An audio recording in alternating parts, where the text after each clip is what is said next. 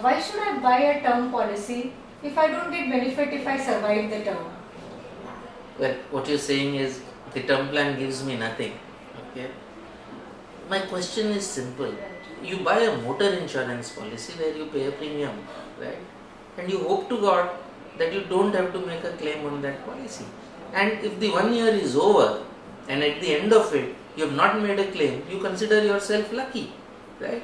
I think something very similar is in how can your life be less valuable than your car, right?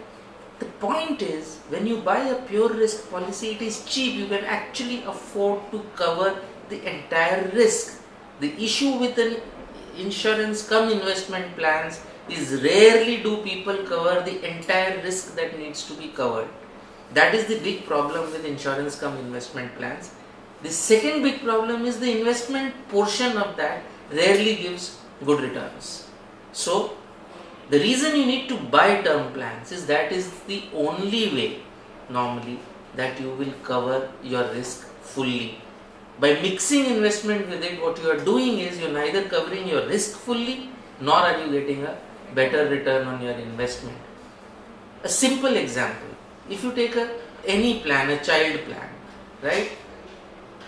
Instead of taking that gives you a return of around 5.5%.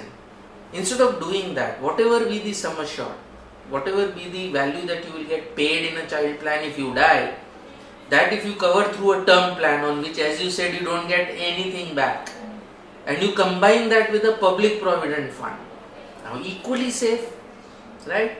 Tax free, contributions are tax deductible. You combine a term plan with a PPF, any day it will give you a better return than a child plan. Same amount of premium invested every month, every year.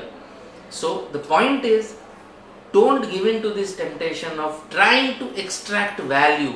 It's your own money coming back to you. Stick to ensuring your life, and for investments you use other avenues.